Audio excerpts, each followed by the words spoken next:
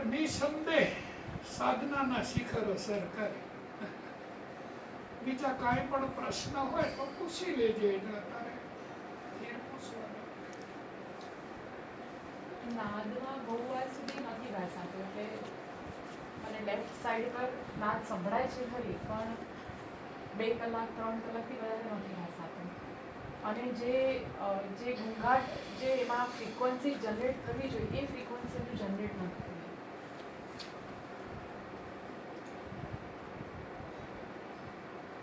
તારે સોહમ ઉપાસના જે કરવાની છે ને, તારે સંતુલન કરવાનું છે 30-30ની ડિગ્રીએ 3 મુદ્રાનું.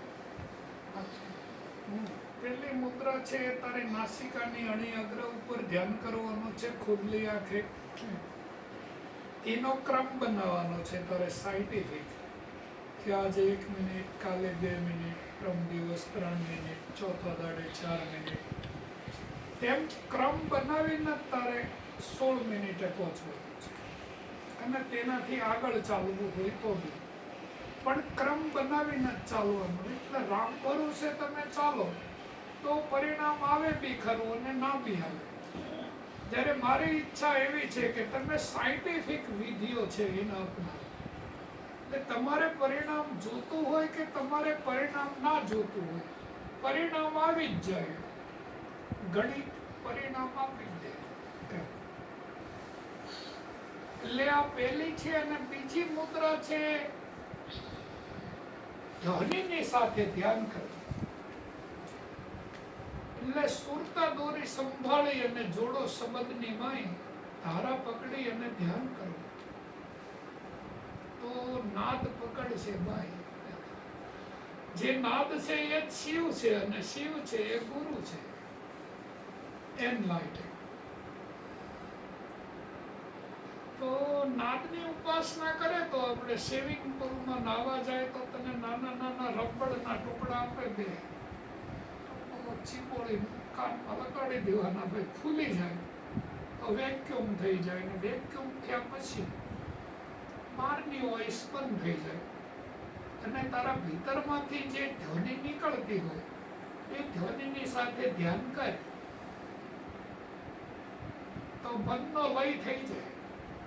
અને મનનો લય થઈ જાય તો તને સાક્ષાત્કાર થઈ જાય. અને ત્રીજી વિધિ છે સોહમ. એ નાકથી માંડી અને નાભી સુધી જે શ્વાસ બહારથી ભીતર આવે એ સો.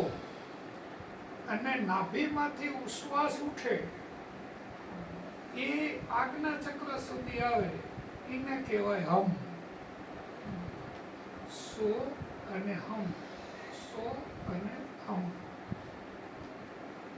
તો સોહમ મંત્રનો તો સખત જાપ કરે તો આ તારામાં થોડું વેવરિંગ આવી રહ્યું છે ને, જે પેલું કે ભાઈ રામ ભરું છે, તો એ બે નાડી જો ક્રિસ્ટલ ક્લિયર થઈ જાય તો તારું કાર્ય સિદ્ધ થઈ જાય.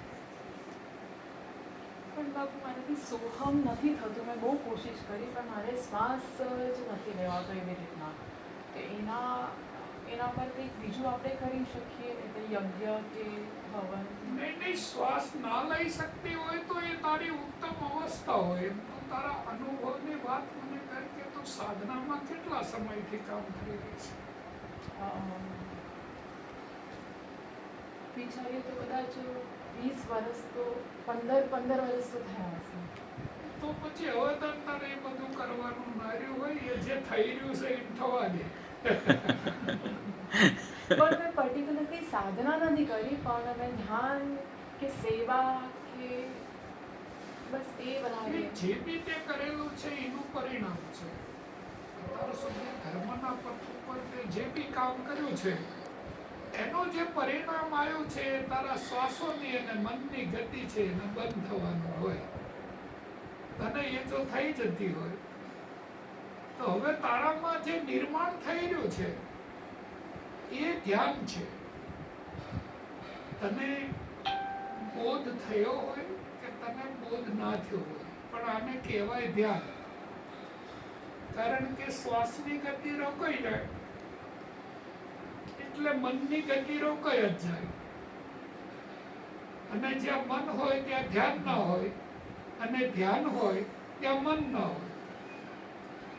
અને જે તને ધ્વનિ સંભળાય છે એ જ્યાં શૂન્ય હોય ત્યાં ધ્વનિ હોય, અને જ્યાં ધ્વનિ હોય ત્યાં શૂન્ય હોય.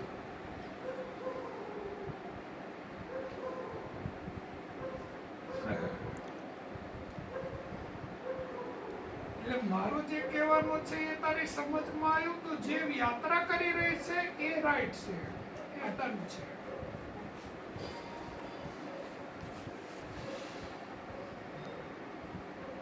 એ બડા પ્યારથી યાત્રા કરે છે.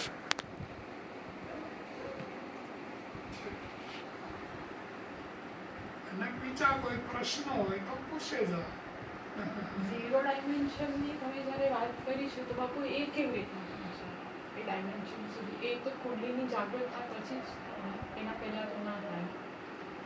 કુંડલીની મહાશક્તિ દરેક વ્યક્તિનામાં જાગ્રત જ હોય. પણ એ એની ગતિ હા, તારે એની ટકાવારી છે એને વધારવાની હોય ગતિની. તો જે માણસ જાગે, જે માણસ જન્મે એટલે એની કુંડલીની જાગ્રત જ હોય. પણ એ કુંડલીની કોઈની 10% જાગ્રત હોય, કોઈની 20% હોય, કોઈની 30, 40, 50, 60. તો 50મી ડિગ્રી સુધી કુંડલીની આપણી જાગ્રત હોય, પણ એની શક્તિ આપણે કોઈ ધર્મ, અર્થ, કામ એમાં વાપરતા હોય. અને 45 ડિગ્રીથી જ્યારે ઉપર શક્તિ અર્જિત કરવી ત્યારે આપણને ધર્મના પથ ઉપર લઈ જાય, ત્યારે આપણને વિશ્વ કલ્યાણ માટે લઈ જાય, ત્યારે આપણને અનકન્ટેક્શનલ લવ કરતા શીખવાડે. 45 ડિગ્રીથી માઇનસ આપણે કન્ટેક્શન સાથે લવ કરતા હોય કે ભાઈ મને આ સાધના કરું તો મને શું મળશે એમ. એટલે સકામ કર્મ જેને કહેવાય કે આપણે કોઈ પણ કર્મ કરતા પહેલા ફળની ઈચ્છા રાખવી. કર્મ કરતા પહેલા કે મને ફળ ક્યારે મળશે. અને 45 ડિગ્રીથી તું ઉપર જતી રહે તો તને પોતાને જ ખબર પડે મારો ધર્મ કેવળ કર્મમાં જ છે, પણ જે ઈશ્વર આપે. અને એકવાર તારા કર્મનું ફળ ના બી મળે તોય તને ગમ ના હોય કે ઈશ્વરે મને ફળ શું કામ ના આપ્યું, ફરિયાદ ન હોય. પણ એ તો કર્મના સિદ્ધાંત પ્રમાણે તારે લેવું હોય કે ન લેવું હોય. તે આંબો એક સારો વાયો અને કર્મ કર્યું, તે ખાતર પાણી નાખીને ઉછેરવાનું 5 વર્ષ, પછી એ 12 મહિના થાય અને મોસમ આવે ત્યારે એ તને ફળ આપે જ તે. એમ તારે ફળ લેવા હોય કે તારે ફળ ના લેવા હોય એ તને ચાલી બોક્સ આપે જ તે. પછી તું કાંઈ પ્રાણી, કાંઈ પરિંદા, કાંઈ જીને પ્રકૃતિમાં એના રિલેટેડ હોય એ બધા પ્રયોગ કરે, પણ આંબા આપી જ દે, ફળ તને રાખે નહીં. એટલે સાધનાઓ બી બધી એવી જ છે. પણ બાપુ માયા જગતમાં આપણે રહેતા હોઈએ તો આપણે માયાને તો આપણે ઇગ્નોર ના કરી શકીએ ને, કારણ કે ખાવા પીવાનું, પૈસા કમાવાનું એ આપણને એ તો બેઝિક આપણી નેસેસિટી છે જ ને. આપણને એ તો જોઈએ, પછી આપણે એટલે આપણે એક સારી જગ્યા પર એન્વાયરમેન્ટમાં હોઈએ તો જ આપણે આધ્યાત્મિકતા કરી શકીએ. બાકી આપણને રોજનું આટલું બધું ટેન્શન હોય તો આપણે આધ્યાત્મિકતાના પદ પર પણ કેવી રીતે આગળ થઈ શકીએ? તો ધર્મ ક્યાં તને ના પાડે છે દીકરા? ના, હું એક ખાલી વાત કરું છું. તારે તો ધર્મ, અર્થ, કામ અને મોક્ષ, તારે તો ચારે ફાંસા છે. એ સત્યનારાયણ ભગવાનની પ્રસાદી નહીં માગવાની. આપણે તો ગણપતિ કે હનુમાનજીનો લાડવો જ માગવાનો, ખવાય એટલો ખાવાનો, બાકીના જરૂરિયાત હોય એમ નહીં. પણ આ ચારેય વસ્તુ તને મળવી જોઈએ ભરપૂર. ભરપૂરમાં સમજે ને ઓવરફ્લો થઈ જાય એટલે તૃપ્તિ તો થઈ જવી જોઈએ ને, અધૂરી રહે એવી તો કોઈ વસ્તુ કરાય નહીં. એટલે ધર્મના પથ ઉપર ચાલે તો તને આ ચારેય વસ્તુ છે એ કરવાની જોઈએ, અને ચારેય વસ્તુમાં ભરપૂરતા હોવી જોઈએ. કોઈ વસ્તુમાં આપણને અપૂર્ણતા મહેસૂસ નહીં થવી જોઈએ કે ભાઈ આ કડી અધૂરી છે.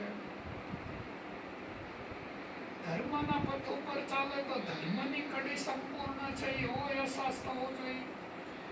અર્થ ઉપર ચાલે તો અર્થ તારી પાસે એટલું હોવું જોઈએ, કોઈની પાસે માંગણી ના કરવી પડે.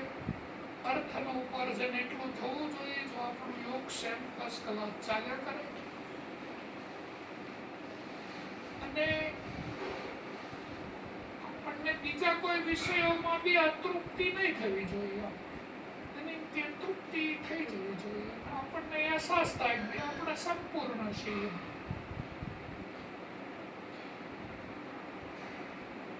એટલે યોગ જીવન જીવવાની કલા છે, અને કલામાં આપણે પારંગત હોય તો આ યાત્રા સંયમની છે. સત્ય માનવ